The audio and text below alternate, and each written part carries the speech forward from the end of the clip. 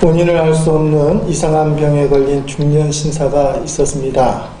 여러 병원을 찾아다녔지만 유명하다는 의사 만나보았는데 신경성 질환이라는 진단 외에는 별다른 뚜렷한 소견을 받을 수 없는 이상한 병이었습니다. 낮이면 불안하고 초조하고 밤이면 누군가 목을 조이는 것처럼 가슴이 답답해하고 잠이 오지 않는 그런 병이었습니다. 무엇인가 커다란 불행이 엄습할 것 같고 사랑하는 사람들이 자신을 멀리할 것 같은 불안감 때문에 안절부절하지 못하는 그런 생활을 지속했습니다. 이게 오래되다 보니까 직장 생활을 할 수가 없어서 사직을 할 만큼 생활이 불안했습니다. 어느 날 이 신사의 처지를 딱하게 여긴 친구가 독실한 기독교인 의사가 운행하는 이 진료가 있는 정신과를 소개시켜 줬습니다. 그래서 그 병원을 찾아가서 만난 의사는 젊은 사람이었고 겸손하고 친절한 그런 사람이었습니다. 그래서 마음을 기울여서 자신의 이야기를 들어주는 의사의 태도를 보고 이 환자가 마음을 열어서 그 의사 앞에 자신의 모든 이야기를 꺼내놓기 시작했습니다. 무엇인지 정체도 모르고 어떤 것에 얽매여서 자신의 삶을 다 잃어버리고 시달려야만 한 스스로의 처지를 한탄하며 하소연하는 이 중년 신사의 눈가에는 어느 순간부터 눈물이 글썽글썽하면서 흐르기 시작했습니다. 장시간 이 환자의 이야기를 듣고 있었던 의사가 자리에 일어나면서 단호하게 이렇게 말하는 겁니다. 선생님, 염려 마십시오. 그 병 꼭 내가 고쳐드리겠습니다. 여러 의사를 만나고 왔지만 그들이 이야기를 듣고 해준 것은 약을 몇 개 처방해 준다든지 아니면 장시간 치료를 받고 입원해야 된다는 등 여러 가지 진료 결과를 받았지만 한 번도 고쳐본 적이 없었기 때문에 이 젊은 의사가 그렇게 확실하게 얘기하는 것이 이 신사에게는 좀 더 의아하게 여겨지는 겁니다. 어떻게 젊은 의사가 저렇게 단호하게 내 병을 확실하게 고쳐준다고 말할 수 있을까? 그래서 그 의사가 책상에서 처방전을 쓰는 것 같은데 이야기합니다. 선생님, 제가 약을 병원에서 지어갈까요? 그런데 고개를 흔들면서 계속 처방전을 쓰는 겁니다. 선생님, 그러면 내가 병원에 오랫동안 입원해야 될까요? 그때 고개를 흔들면서 그게 아니라고 하는 겁니다. 그러면서 무엇인가 열심히 썼습니다. 그리고는 처방전을 다 쓴 것 같은데 이렇게 말하는 겁니다. 선생님, 선생님의 병은 웬만한 약으로는 고칠 수 없는 병인데 제가 아주 귀한 처방전을 내었습니다. 지시대로 꼭 복용하시기 바랍니다. 약을 짓기 위해서 약국에 가시기 전에 오늘 밤에 아무도 없는 조용한 시간에 혼자 앉으셔서 이 처방전을 꼭 읽어보시기 바랍니다. 아무도 없는 밤에 혼자 처방전을 읽으라고 하니까 이상한 의사다. 그런데 신뢰가 가는 거예요. 젊은 의사가 겸손하게 이야기를 다 들어주고. 그래서 집에 갔습니다. 저녁이 되었습니다.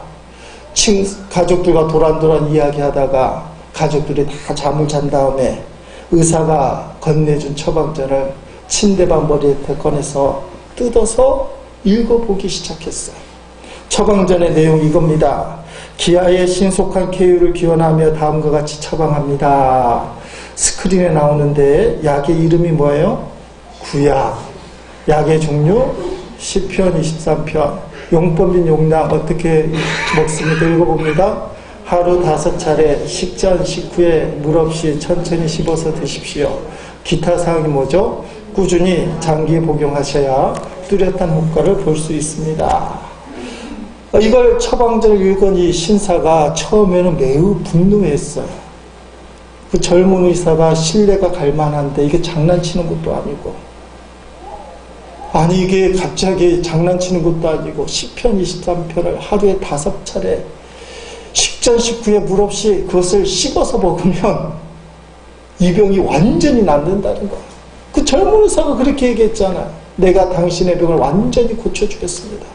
화가 나서 분노가 치밀어서 나를 뭘로 보고 어떻게 생각하고 처방전을 구겨갖고 쓰레기통에 던져버리고 말았습니다. 그런데 그날 밤도 이 환자는 한숨도 못 자고 불면증에 막 시달리는 거예요. 눈이 잠기는가 싶어 잠이 오는가 싶더니 가위가 콱 누르면서 하고 일어나는 겁니다. 그랬더니 온 가족이 그 새벽에 다 소스라치게 일어나면서 가족들이 다 안절부절하는 거예요. 시간이 2주일 흘러가면서 병이 점점 악화가 되는 거예요.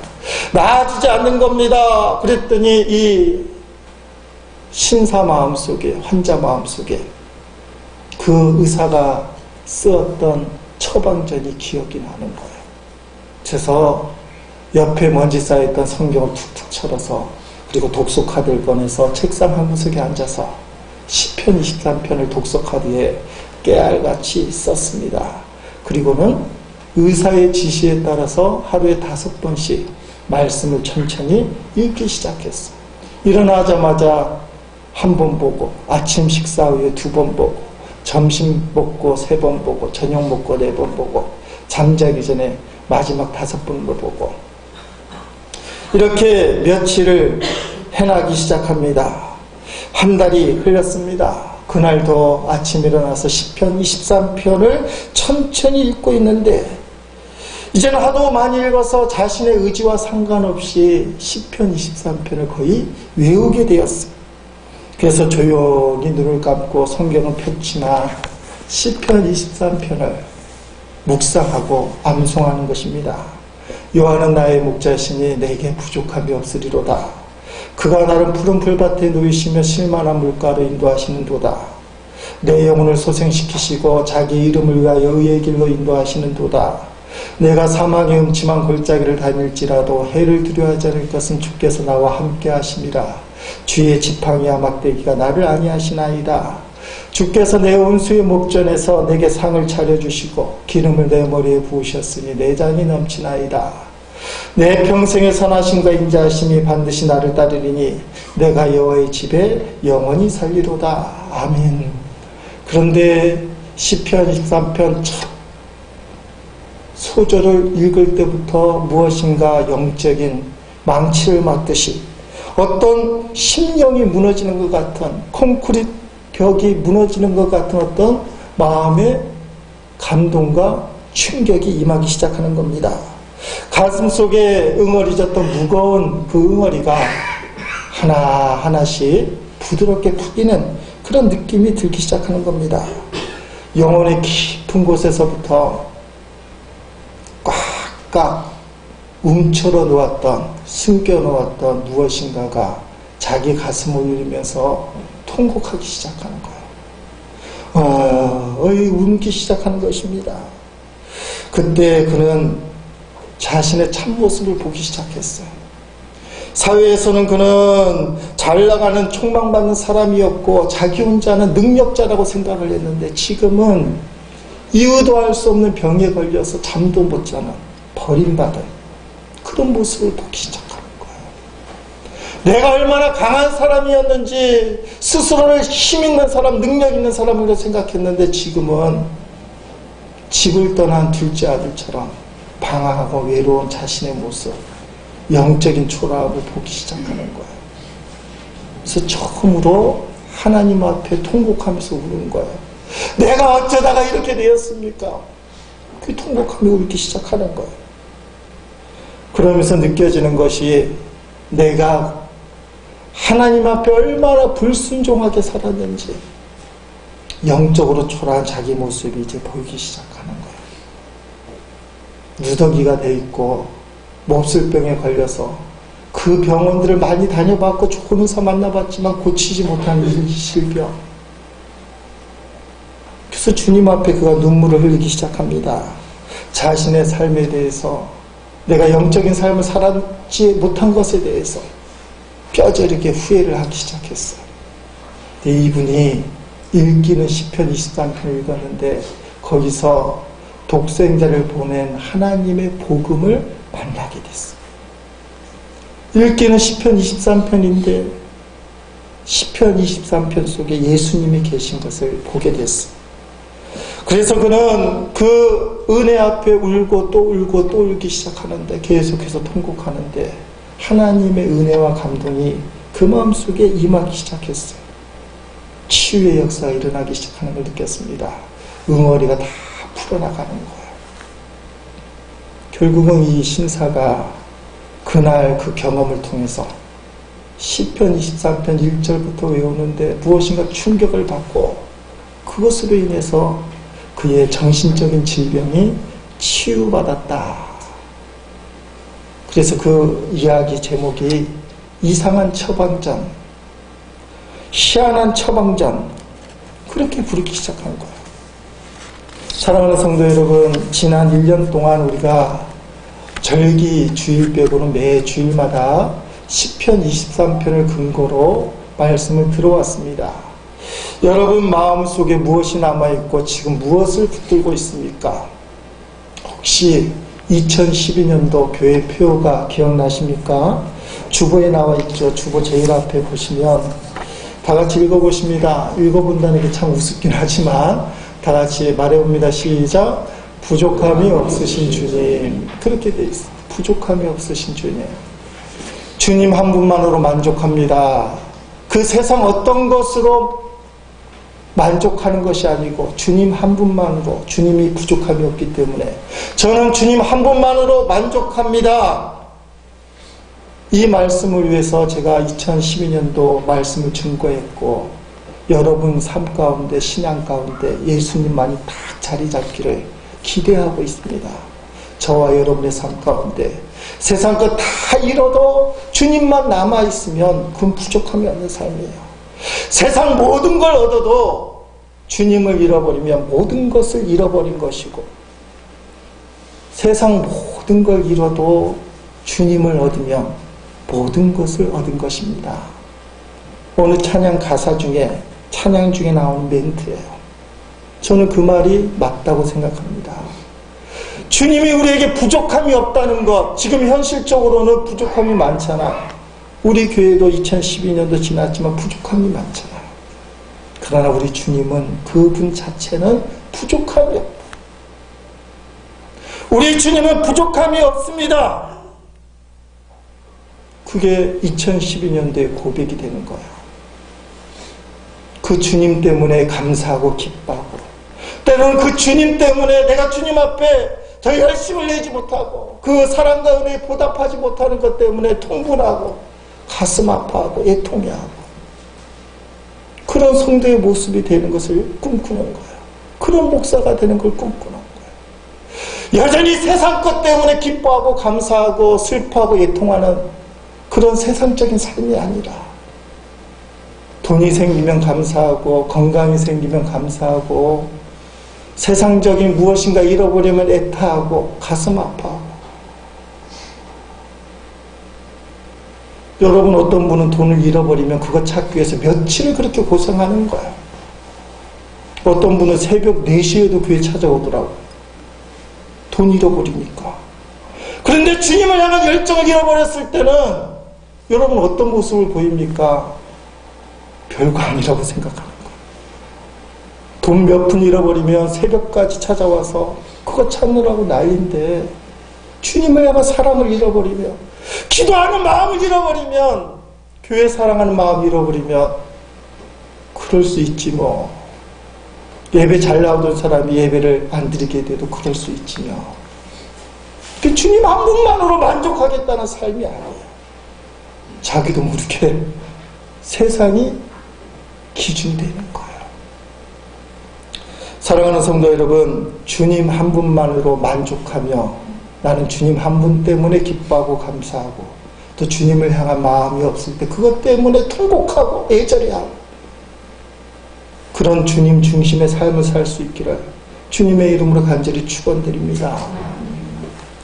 어떤 목사님이 이웃교회 여성교회 헌신예배를 인도하러 딱 도착했는데 순서지를 보고는 깜짝 놀랐어요. 설교 제목이 여호와는 나의 목자시니 그거면 됐지 뭐요, 이렇게 돼 있는 거예요.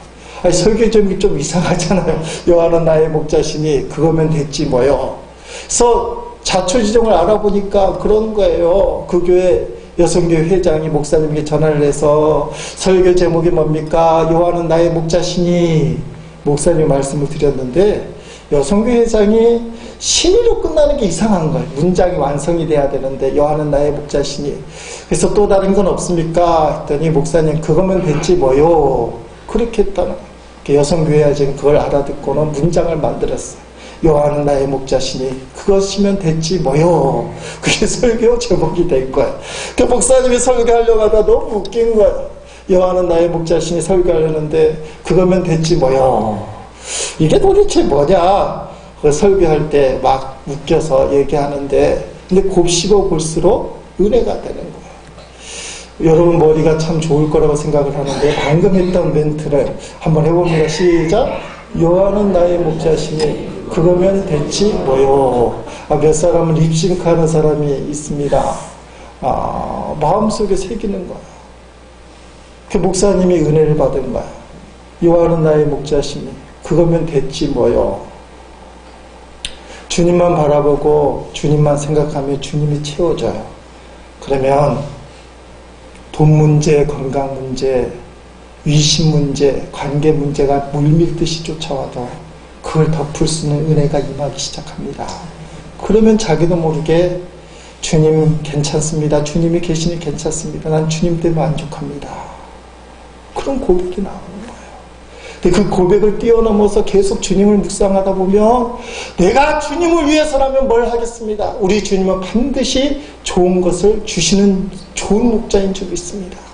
주님은 좋은 분이기 때문에 뭘 시켜도 하겠습니다. 우리 교인들이 지난 1년 동안에 많이 좋아졌어요. 어떤 분은 그렇게 얘기해요. 목사님 심야기도 설교를 들으니까 제가 양인 줄 알았더니 염소였습니다. 목사님 받고 교인들 받고 뭐 그런 분도 있어요.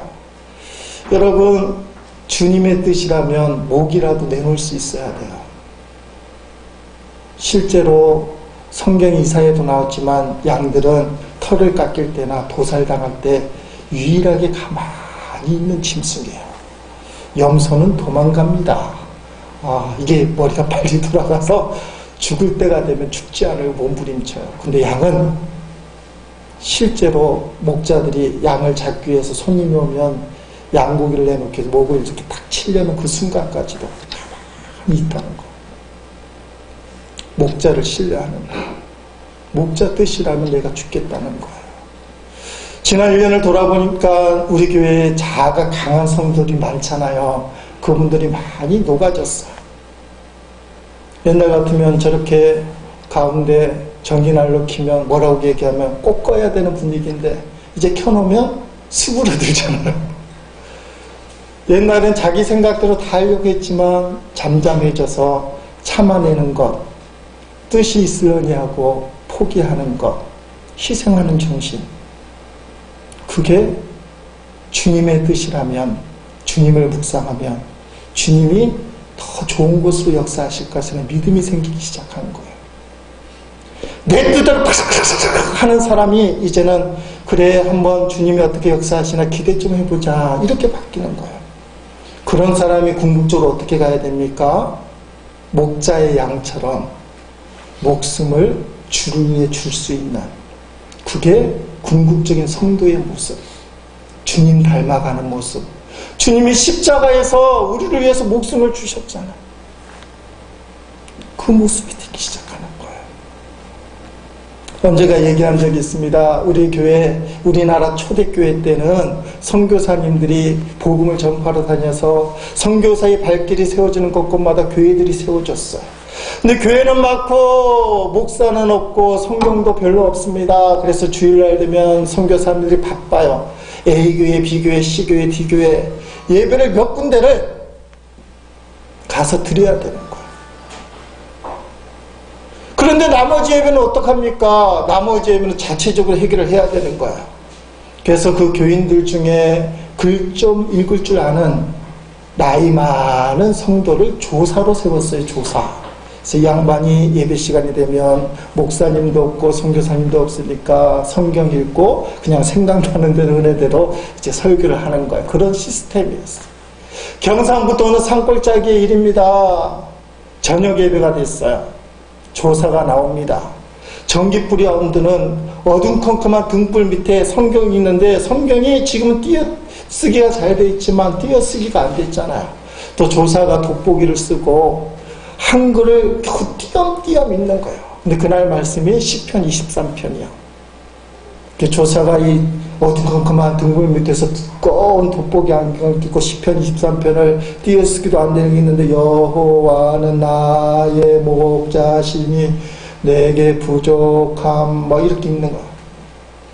근데 이 양반이 해석을 이상하게 한 거예요. 여러분 설교 시간에 참 이상한 거 있죠. 강의 시간에는 지식이 뻔듯해서 맞느냐 안 맞느냐고 따지지만 설교 시간에는 이상한 성령의 운동이 있어요. 역사가 있어요. 목사하고 성도가 똑같아져요. 뭔가 이렇게 느끼는 게 있어요. 그게 성령의 운행하심이에요. 이 조사가 있는데 어떻게 해석을 했느냐. 여호와는 나 목자르시니 내가 부족함이 없으리다. 이 조사가 성경을 읽다가 그렇게 해석을 했어요. 그 해석이 성도들에게도 그대로 전해졌어. 조사가 갑자기 딱 분연하게 딱 써더니 성도를 바라보면서 여호와께서 나의 목을 자르시라도 내가 부족함이 없을기라 해.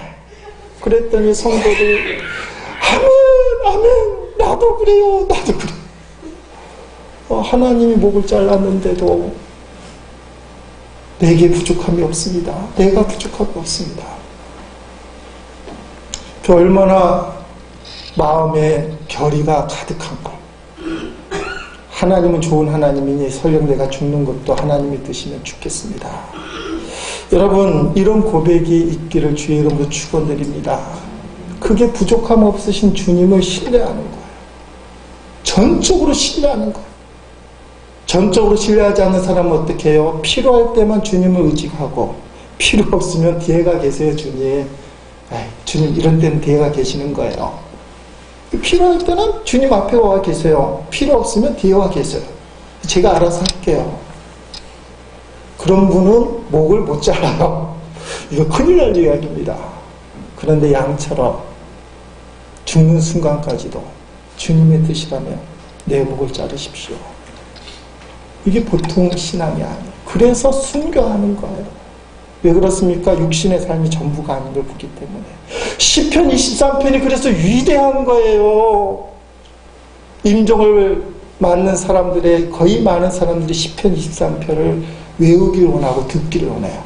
사형수 사형당하기 직전에 100% 읽는 성경 구절이 어디예요? 시편 23편 6절 말씀에 내가 영원히 여호와의 집에 거하리로다 말씀도 있지만 이 말씀 속에는 영적인 것에 대한 간구, 이 세상이 육적인 것만 있는 것이 아니라 영적인 세계가 있다는 거. 그 하나님을 위해서 내 목이 잘려줘도 그것은 하나님의 뜻이라면 내가 받을 수 있다, 받아들일 수 있다. 여러분 왜 예수님이 우리에게 선한 목자가 되십니까? 왜 우리의 목이 잘라도 그분은 우리에게 부족함이 없습니까? 예수님이 우리를 위해 생명을 내주시는 선한 목자이기 때문에 예수님이 먼저 십자가에서 목을 내주셨어요. 우리의 생명을 구원하기 위해서 목을 내주신 분이 예수님이에요. 예수님을 선한 목자라고 얘기할 때 우리가 깨달아야 될 것이 있는데 반드시 자기 자신이 양이라고 고백을 해야 돼요.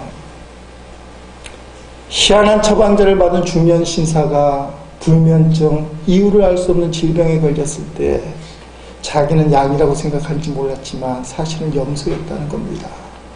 하나님의 은혜가 강같이 임하고 나니까 자기가 하나님을 따라 내 멋대로 살았던 철저히 염소였다는 것을 깨닫고 나는 주인의 도움이 없이는 이 병을 고칠 수 없다고 그렇게 고백할 때 그는 양이 되었고 치유의 역사가 임했어요. 지금도 마찬가지예요. 스스로 다 양이라고 생각하지만 끝까지 염소를 붙들고 있는 사람이 있어. 자아를 붙들고 나는 할 수 있다. 세상적으로 나는 할 수 있다가 나쁜 건 아니잖아요. 신앙적으로는 그게 교만한 거예요. 주님 안에서 내가 모든 걸 할 수 있다는 것은 믿음의 고백이지만 주님 없이 내가 할 수 있다. 성도들이 주님 없이 내가 강하다. 나는 무엇이든 할 수 있다 얘기하는 것, 주님 안에서가 아닌 그런 고백은 염소라는 거예요. 시편에서 왜 주님이 목자가 되시고 하나님의 백성을 양이라고 여러 곳곳에서 표현하는 줄 아십니까? 진짜 양처럼 살아야 된다는 거예요. 양의 특징은 뭡니까? 동물의 세계에서 약육강식의 시대에서 버틸 수 없는, 아무런 이길 수 있는 신체 조건이 전혀 없는 게 양이라는 거예요. 양에는 날카로운 이빨이나 발톱이나 뿔이 없어요. 시각도 후각도 발달되지 못했습니다. 빨리 도망갈 수 있는 다리도 없어요. 머리도 좀 멍청하다고 그래요. 어디로 가야 될지 잘 모른다는 거예요. 그래서 양은 먹이 사슬에서 제일 밑에 밖에 갈 수밖에 없어요. 잡아먹힐 수밖에 없는 존재라는 사실입니다. 그러므로 양이 생존하기 위해서는 누가 필요하느냐? 절대적으로 목자가 필요한 거예요. 절대적으로. 목자가 있어야만 생존할 수 있다는 거예요. 이건 성경 곳곳에 나와 있습니다. 여러분의 신앙 체험의 전환점이 어디입니까? 나는 아무것도 아닌 존재라는 걸 깨달을 때 그는 신앙생활이 새롭게 시작될 수 있어요. 나는 아무것도 할 수 없는 존재구나. 구약 성경에는 이스라엘 백성을 하나님이 이렇게까지 표현했어요. 개역 성경은 지렁이라고 얘기하는데 이사야 41장 14절 말씀 읽어봅니다. 버러지 같은 너희 야곱아, 너희 이스라엘 사람들아, 두려워하지 말라. 나 여호와가 말하노니 내가 너를 도울 것이라. 내 구속자는 이스라엘의 거룩한 이인이라. 아멘. 자, 버러지 같은, 개역 성경에는 지렁이 같은 너희 야곱아, 너 아무것도 못한다는 거야. 그런데 걱정하지 말아라, 두려워하지 마라. 하나님이 말씀하시기를 내가 너를 도와줄 것이다. 양은 아무것도 할 수 없는데 그들이 어떻게 생명을 유지하고 부족함이 없는 삶을 살 수 있느냐? 목자가 계시기 때문에 그렇다. 이 양의 고백이 성도의 고백이 되면 예수님이 선한 목자 되는 삶을 정말로 살 수 있다는 것입니다. 여러분, 내 능력으로 내 노력으로 하는 것 우리에게 줄 수 있는 게 있어요. 만족감 줘요. 내가 노력해서 얻으면 만족감이 있어. 근데 그거는 성경적으로 얘기하면 진짜 행복이 아니에요.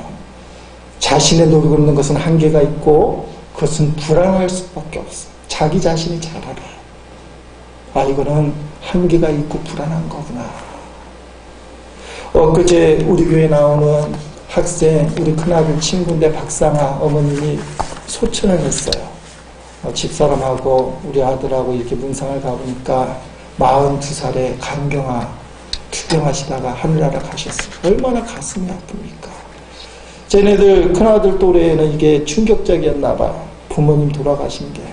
그 이틀 동안 밤새고 장지까지 갔다 오고. 여러분 참 희한하잖아요. 의학이 나날이 발전되고 많은 사람들이 병을 고쳤다고 하는데 병원은 더 많이 세워지고 환자들은 넘쳐나요.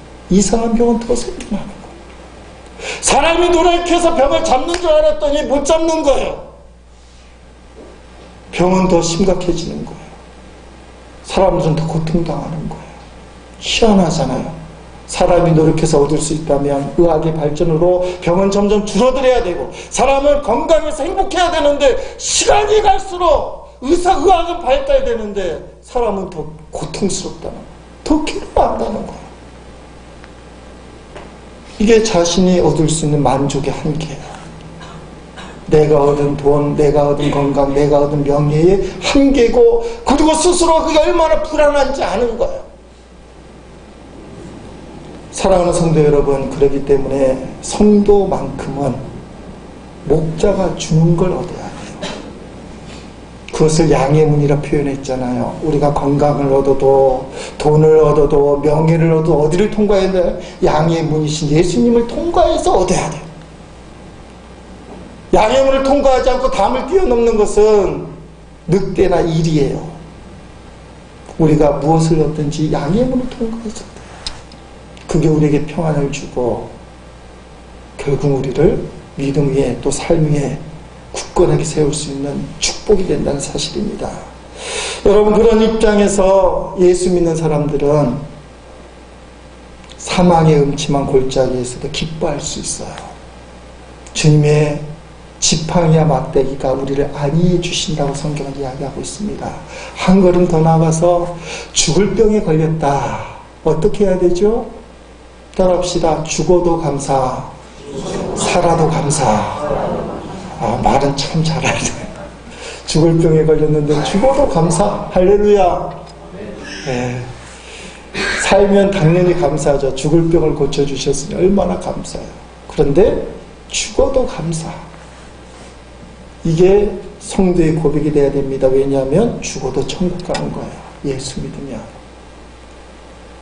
선한 목자 되신 예수님이 우리를 품고 천국으로 인도해 주시는 거예요. 그러니까 살면 감사, 죽어도 감사.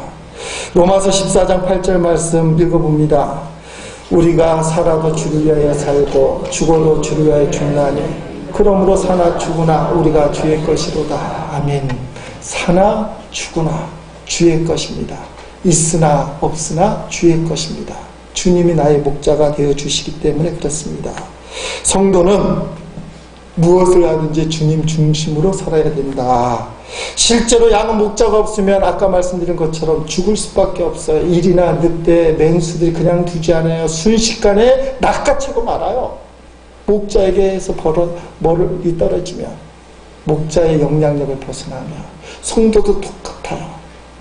선한 목자 되신 예수님에게서 멀어지면 세상이 그를 낚아채가요. 그래서 목사님들이 때로는 신앙의 선배들이, 동력자들이 주일 예배 꼭 드려라. 왜 교회 안 나오느냐, 왜 기도 안 하느냐, 그렇게 하는 거예요. 선한 목자 되신 예수님에게서 멀어지면 세상이 낚아채가요. 절대로 그냥 두지 않아요.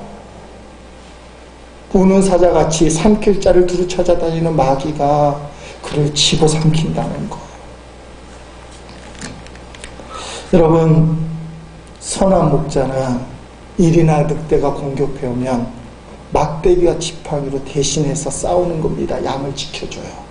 그런데 그 중에 목자들이 일이나 늑대가 왔는데 겁이 나서 지팡이와 막대기로 싸울 생각 없이 도망간다. 그런 목자를 뭐라고 얘기하죠? 두 글자. 샷군. 그렇게 해서 샷군. 돈 받고 하는 목자들은 목숨이 처해지면, 위험에 처해지면 도망간다는 거예요. 사랑하는 성도 여러분, 성도들에게 아까 말한 것처럼 생명을 걸고 주님을 위해 죽을 수 있는 마음, 또 목자의 마음 뭐예요? 내게 주어진 양떼. 여러분 가족들 있잖아요. 최소한 부모님들은 가족을 위해서 목자, 선한 목자처럼 목숨을 버릴 수 있잖아요. 해방이 나고 북한 지역에 소련군이 내려올 때 북한에 있는 지도자들, 특별히 정치 지도자, 종교 지도자들이 많이 남하를 했어요. 왜냐하면 공산당이 들어오면 반드시 숙청할 거라는 것을 알고 있었기 때문에. 그래서 많은 지도자들이 남한으로 내려왔는데 김구 선생이 딱 보니까 조만식 장로님, 그 유명한 조만식 선생님이 안 내려오신 거예요. 그래서 급하게 청년들을 보내서 조만식 장로님에게 남한으로 내려오시라고. 그랬더니 조만식 장로님 하는 말이, 여기 북한에 있는 양들은 어떻게 하고 다 남한으로 갈 수 있느냐. 그냥 안 내려오셨어요. 그분이 선한 목자의 모습으로 북한을 나오신 거예요. 여러분, 우리나라의 지도자가 사꾼이 아니라 선한 목자가 될 수 있도록 기도하셔야 돼요. 여러분의 영적 지도자인 제가 사꾼이 아니라 선한 목자가 될 수 있도록 제가 기도하고 있고, 또 여러분이 그렇게 기도할 수 있어야 돼요. 선한 목자가 무조건 좋은 것만 베푸는 게 선한 목자가 아니잖아요. 막대기가 뭡니까? 멀리 도망가는 양을 그냥 두면 늑대나 이리한테 집어 삼킬 건데, 죽을 건데 어떻게 해요? 때려서라도 데려와야 되는 거예요. 절벽인 줄도 모르고 깝죽대면서 막 달려가고 있다. 그래, 깝죽대다가 잘 되나 보자. 절벽 한번 떨어져 봐라. 에이, 고소하다. 냅두면 선한 목자예요, 사꾼이에요? 사꾼이죠. 깝죽대는 양은 몰라요. 절벽 있는지 막 까불면서 잡으면 왜 날 잡냐고, 목사님 나만 괴롭힌다고 목사님 이럴 수 있냐고. 모르니까 어쩔 수 없어. 양이 오해한다. 그래 한번 계속 가거라. 이러면 상하목자 아니에요. 그 양이 오해하고 때로는 미워하고 싸우려 든다 할지라도 어떻게 해요? 때려서라도 멈추게 해야 되는 거예요. 한국교회 목사님 이걸 못하잖아요. 실이라는 겁니다. 여러분이 그걸 받아들일 수 있어야 돼요. 그 목자를 인정하는 거예요. 그래야 사는 거예요. 자기 마음대로 하는 게 사는 게 아니라는 거예요. 시편 23편 속에 이 말씀이 들어있는 거예요. 사망의 음침한 골짜기 왜 거기에 갔냐 이거예요. 10중 8구는 말 안 듣고 자기 마음대로 살다가 거기 가 있는 거예요. 근데 주님이 지팡이로도 인도하지만 막대기로 때리시는 사랑의 매라고 얘기하는 거예요. 그걸 믿음으로 받아들일 수 있는 그릇이 되기를 주의 이름으로 축원드립니다. 양은 목자의 음성을 안다고 그래요. 목자의 음성을 안다는 것은 목자의 마음을 안다는 것. 막대기로 때려도 이건 나를 위한 것이는구나. 저는 우리 교회가 부족함이 많은 저 자신이지만 때로는 실수하고 잘못된 판단할 수도 있어. 그것 때문에 괴로울 수도 있어. 그러나 여러분, 제가 실수하고 잘못된 판단, 그 지도력에 여러분이 도전을 하고 그것을 번복했을 때 여러분이 잃어버리는 게 있어요. 막대기를 잃어버리는 거예요.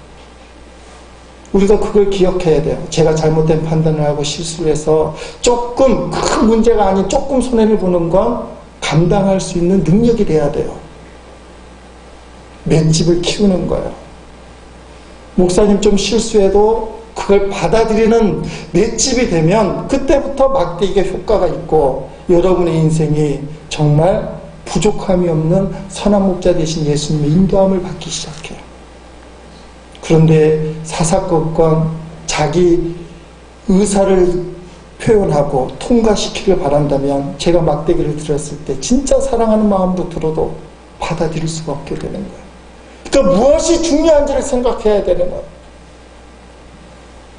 주님의 선한 목자 되신 예수님의 막대기를 받아들일 수 있는 자리, 유연을 시편 23편을 묵상하면서 결국은 주님 한 분만으로 만족합니다. 그 고백이 그거예요. 내가 생각할 때 부당하고 내가 생각할 때 억울하고 내가 생각할 때 이럴 수 있다고 생각하지만 이 일이 나를 위한 막대기구나 라고 받아들일 수 있는 양의 마음, 그게 목자의 음성을 아는 거예요. 내가 원하는 대로 가라고 하는 것이 목자의 음성이 아니라 정반대의 길을 가라고 하는 목자의 음성도 나를 위한 음성이구나. 그걸 받아들일 수 있는 그릇이 될 때 그때부터 그분은 진실된 목자의 양이 된다는 거예요. 주님의 사랑을 알기 때문에 그렇습니다. 6.25 한겨울 피난에 있었던 유명한 이야기죠. 만삭되었던 젊은 엄마가 피난길을 떠났어요. 12월 달에. 그런데 출산의 고통이 오기 시작하는데 어디 하나 몸풀 곳이 없는 거예요. 겨우 찾아간 곳이 다리 밑에 그나마 좀 따뜻하게 보이는 곳에 가서 애를 낳기 시작했어요. 태어났어. 응애하고 핏덩어리가 태어났어. 근데 그곳에 이부자리가 있으리가 만무하잖아요. 여러분 같으면 어떡하겠어? 이 젊은 엄마가 생각하는 거, 이 핏덩어리 생명을 살려야 되겠다. 자기 옷을 벗어서 애를 감싸 안는 거예요. 옷을 하나하나 벗고 완전히 알몸이 될 때까지 옷을 벗고 아이를 꽉 감싸 안고는 그 엄마는 동사하고 말았어. 근데 그 동네에 살던 어떤 선교사님이 성탄절 때문에 어디를 가다가 그만 그 자동차를 타고 가는데 다리 위에서 시동이 꺼지고 말았어. 하나님의 뜻이었나 봐요. 시동이 꺼져서 차를 고치려고 내려보니까 응애거리는 소리가 나는 겁니다. 그래서 어디서 소리가 나나 가봤더니 처참한 광경 벌어지는 거예요. 젊은 처자가 알몸으로 죽어있는데 그 무엇인가 포대기같이 옷이 똘똘 망쳐있는데 그 속에서 응애 소리가 나는데 상황이 눈에 보이잖아요. 이 어머니가 출산하다가 애는 살리려고 옷을 똘똘 뭉치고는 자기는 추위에 죽었구나. 그래서 그 여인은 다리 밑에 장사 지내주고 얘를 데려다가 키우기 시작하는 거예요. 선교사님이 미국으로 돌아갔습니다. 12살 이 아이가 되었을 때 이 아이가 생각해보니까 희한하잖아요. 마도 파도 그러는데 엄마 아빠 피부색은 하얗고 눈은 파랗고 머리는 노란데 자기는 어때요? 얼굴은 노랗고 눈동자는 검고 머리도 검어요. 이건 씨가 틀린 것 같아요. 그래서 선교사님 아버지를 찾아가서 아버지 제 친아빠가 아니죠? 그렇게 물어봤어요. 그랬더니 선교사님이 이제는 가르칠 만한 나이가 되었다고 생각해서 자초지종을 얘기해줘요. 너의 출생은 이렇게 됐단다. 아이들이 그 이야기를 듣고 눈물을 글썽글썽하면서 선교사님 아버지에게 아버지 한번 한국에 가서 우리 어머니 장사 지낸 곳 한번 찾아가 보도록 하십시다. 그래서 선교사 아버지가 오케이 했어. 그리고는 세월이 지나서 한국에 찾아와서 다리 밑을 찾아가고 어머니의 산소를 찾아가는 거예요. 그러니까 이 아이가 그 산소 앞에서 얼굴 한번 보지 못한 어머니, 자기는 죽고 나를 살려준 그 어머니 생각하면서 기도를 하는데 갑자기 겉옷을 풀기 시작하고 산소를 덮어주기 시작하는 거예요. 어머니 그날 얼마나 추우셨어요. 나 때문에 얼마나 추우셨어요. 이게 실성한 사람도 아닌데 울부짖으면서 어머니 얼마나 추우셨어요. 그 어머니의 사랑에 대한 감사의 표현을 하기 시작하는 거예요. 여러분 나를 위해 죽으신 예수님의 사랑을 안다면 우리가 그 사랑에 보답할 수 있는 삶을 살아요. 그 사랑을 안다면 주님의 뜻이라면 내 뜻과 안 맞아도 주님 뜻을 앞세우는 마음의 자세를 갖추기 시작해요. 시편 23편 속에 바로 우리를 품고 우리를 죽으신 선한 목자 되신 예수님이 말씀 속에 떡하니 계신 거예요. 영혼을 구원할 뿐만 아니라 육신의 질병과 삶의 모든 문제를 해결해 주시는 그 선한 목자 되신 예수님이 시편 23편 속에 있는 거예요. 사랑하는 성도 여러분, 시편 23편은 불신자도 많이 아는 그런 말씀이에요. 2012년도 시편 23편을 정리하면서 이 시편 23편 속에 나를 위해 죽으신 예수님, 그분 나에게 부족함 없이 채워주시고 내 뜻과 상반되더라도 나는 주님의 뜻이라면 양과 같이 주의 뜻을 쫓아가겠다. 제가 여러분에게 1년 동안 전해주고 싶은 메시지. 사랑하는 성도 여러분, 이것이 처음 말씀드린 못 고칠 질병을 고치는 희한한 처방전. 어쩌면 우리에게도 적용될 수 있어요. 시편 23편은 외울만 하잖아요. 이거 외워놓고 손해볼 걸 하나도 없잖아요. 자, 시편 23편 우리가 마지막으로 읽어야 되나요? 외워야 되나요? 좀 헷갈리긴 한데 자, 외울 수 있는 분은 외우시고 읽으시고 다 같이 고백하고 말씀을 마치겠습니다. 여호와는 나의 목자시니 내게 부족함이 없으리로다. 그가 나를 푸른 불밭에 누이시며 실만한 물가로 인도하시는도다.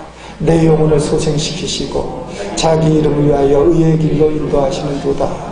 내가 사망의 음침한 골짜기로 다닐지라도 해를 두려워하지 않을 것은 주께서 나와 함께 하시니라. 주의 지팡이와 막대기가 나를 안위하시나이다. 주께서 내 온수의 목전에서 내게 상을 차려주시고 기름을 내 머리에 부으셨으니 내 잔이 넘치나이다.